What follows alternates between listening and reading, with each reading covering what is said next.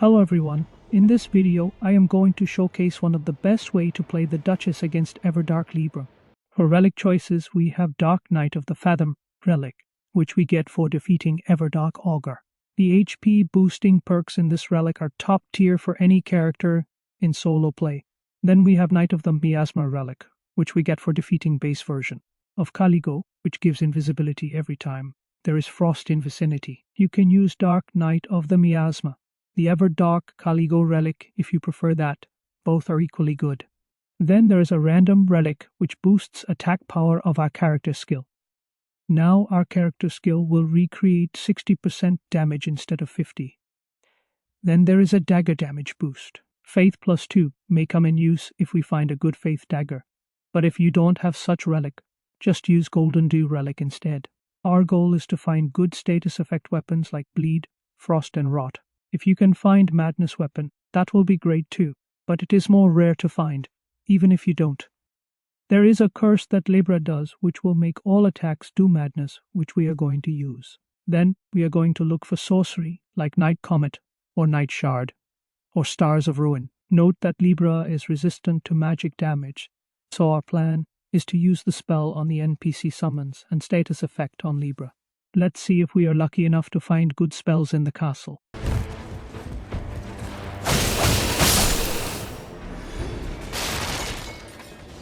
As you can see, the invisibility is very useful to avoid fighting these low-tier mobs and saves us a lot of time.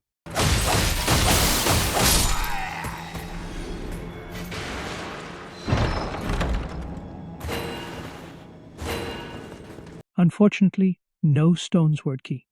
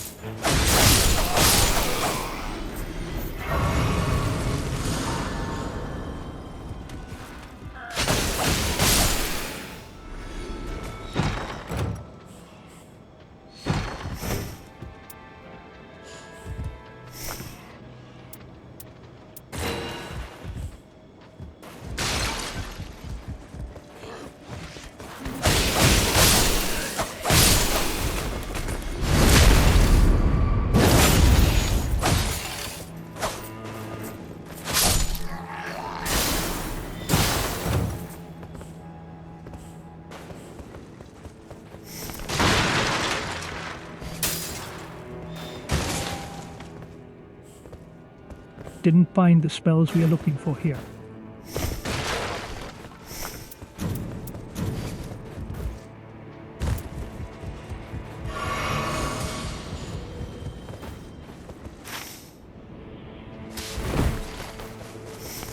Now let's push to the main castle and power level up and see if we get any good drops there.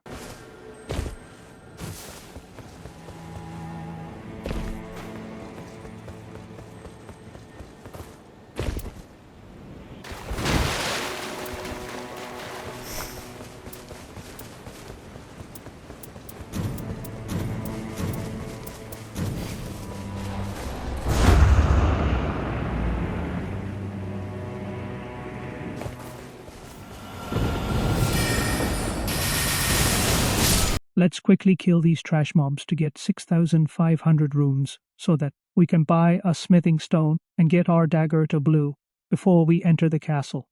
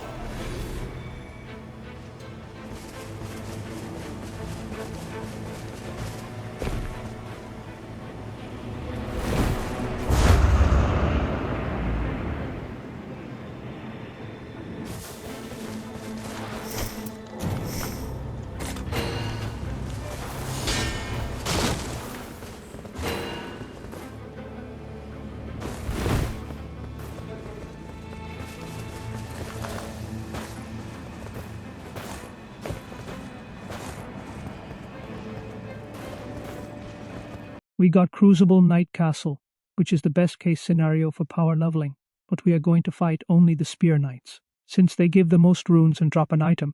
Then, if we have time, we are going to push the castle bosses to get purple drops. Let's isolate the Spear Knight to avoid getting ganked.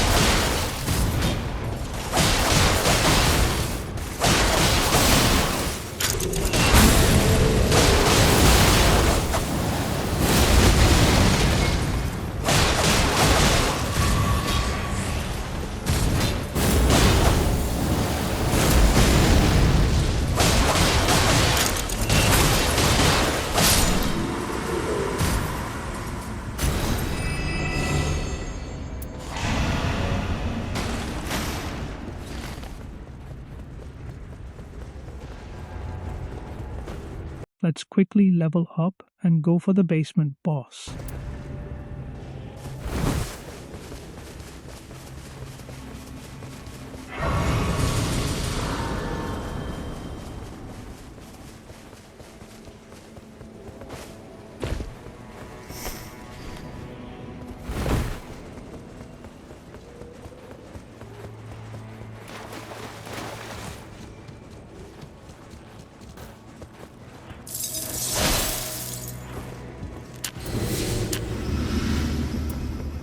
Here we have our old friend Bell-Bearing Hunter, whom I should have fought after going for the rooftop boss, but I didn't, and I paid for it.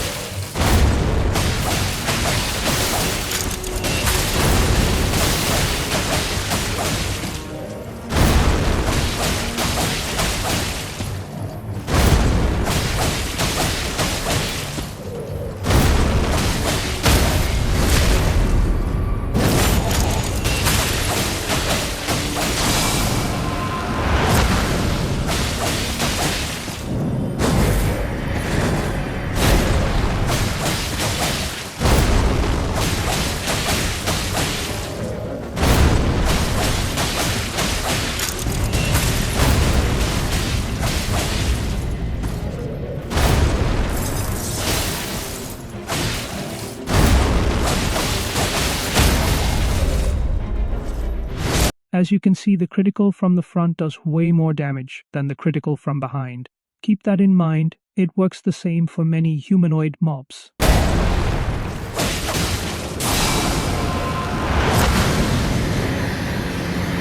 Here I panicked because the day was closing. I usually trash runs like this, but I want to use it as an opportunity to say, you shouldn't avoid Basement Bell-Bearing Hunter, since he gives of 90k runes instead of 45k the other boss give, and also for a more cleaner fight against the Bell-Bearing Hunter. Do check the short I have in the description. Now let's go for the day 1 boss, and we will fight him another day.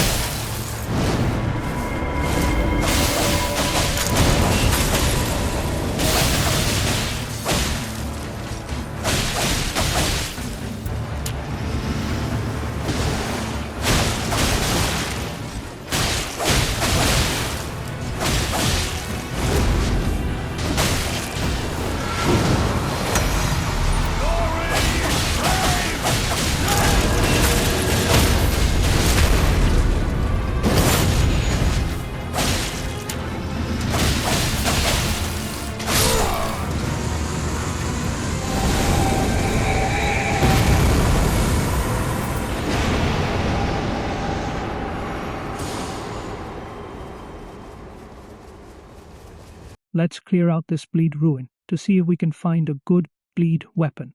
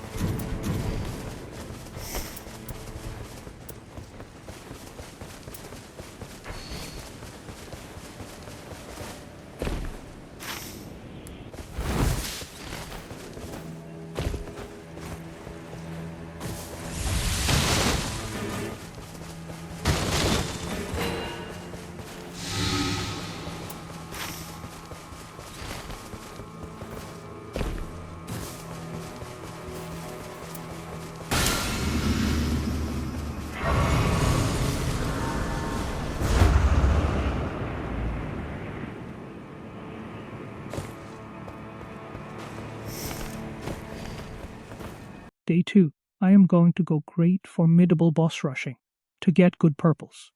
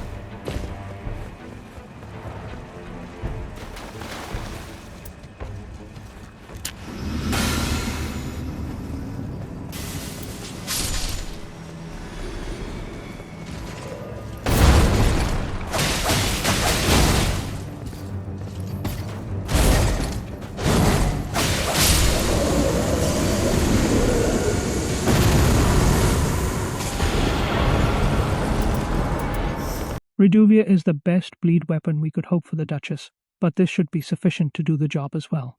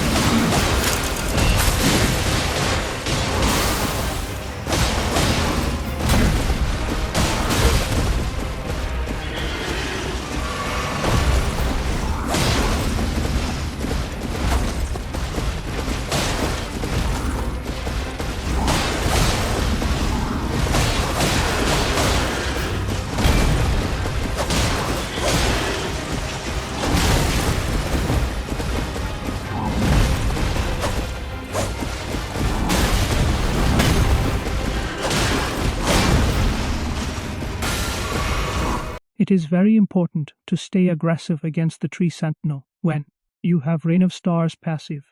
If not, he will spam his shield ability.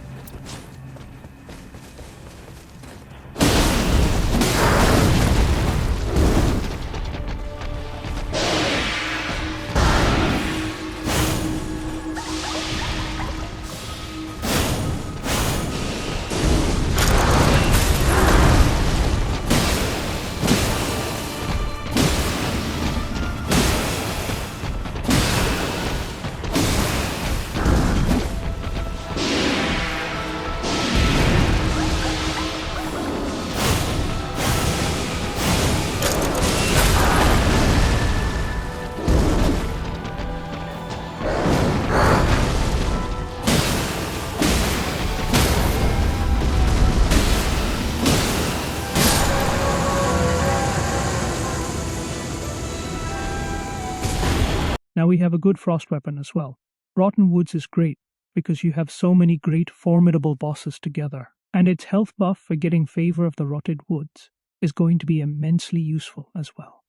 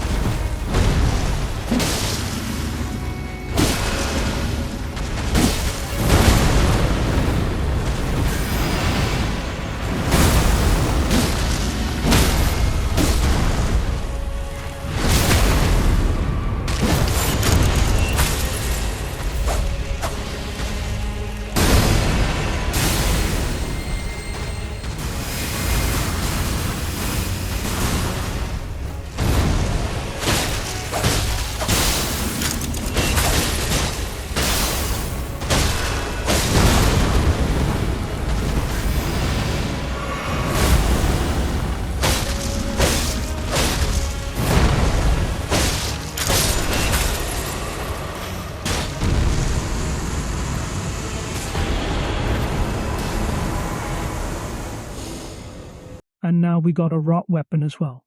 Now we have 3 purple status weapon. All we have left is a good staff. To find the red flower that gives favor of the Rotted Woods, you don't have to go to the castle to get the location. It will spawn only on these 3 locations. You can check it as you go to save some time.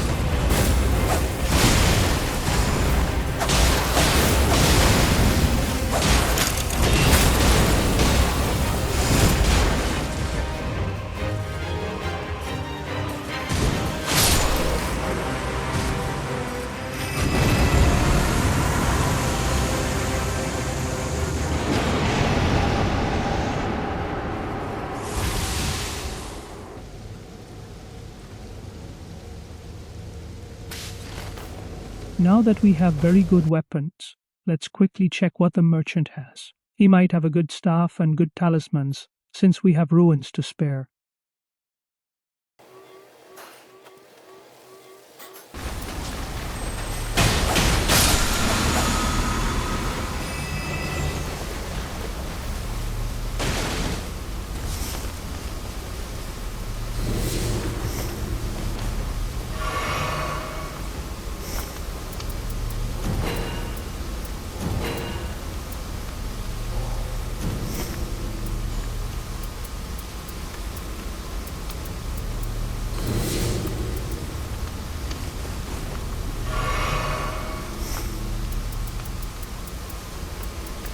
We didn't find night sorceries, which is the best case scenario, but Stars of Ruins would work as well.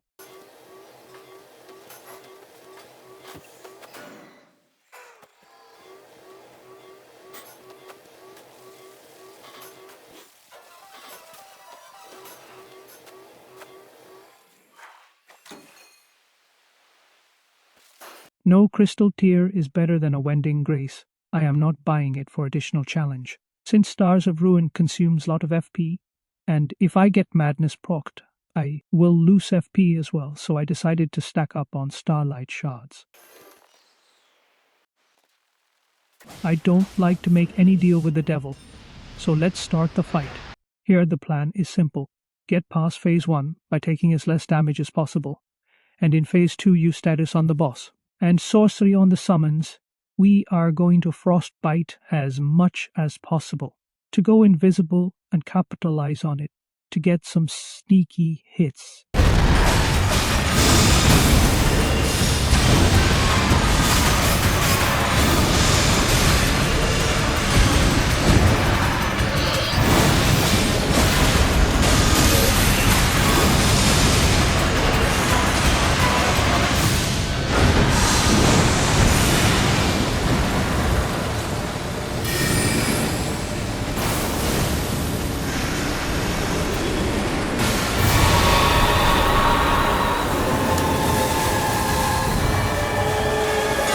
Now starts phase 2. Let's do the buffs available and get ready. We got a summon with the staff, which is not that good. Dual Dagger Duchess is the easiest, but Parry Duchess is even more difficult to fight. In this phase, keep an eye on Libra. Use your spell when you are in range, and Frost Weapon if the summon gets close. It's always better to keep some distance from Libra and keep him on screen as much as possible. If you see an eye on the screen, it means there will be madness build up. Pick up the drops on the ground to reduce the build-up.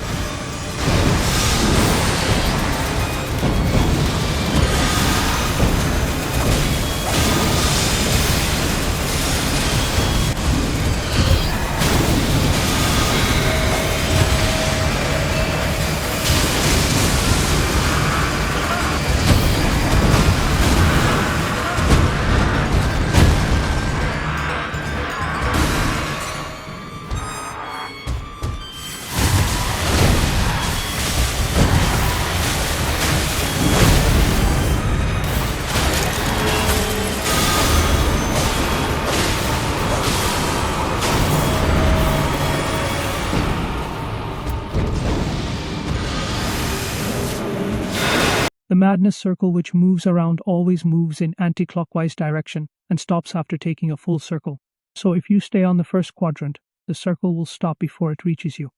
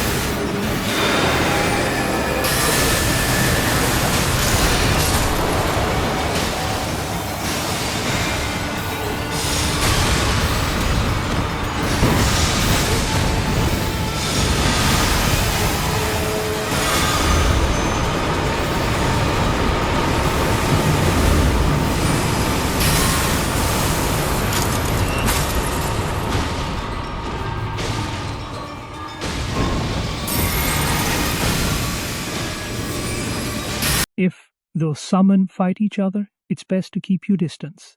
So they fight themselves and grab aggro of Libra.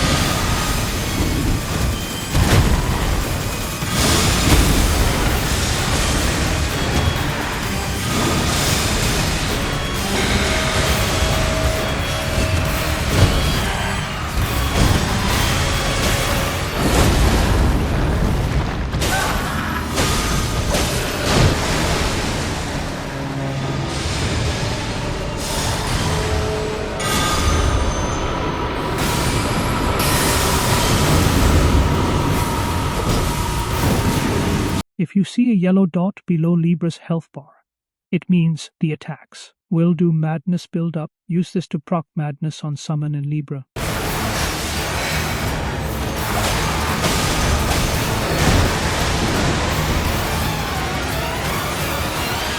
I crossed the barrier and it does damage to us. So it is usually not a good idea, but I went for it anyway to keep the madness status pressure. As you saw, the build spoke for itself. Even though I made a lot of mistake, the build carried me to victory. It is different from the usual deathless runs I make. I hope you found this video useful. I will see you on the next one.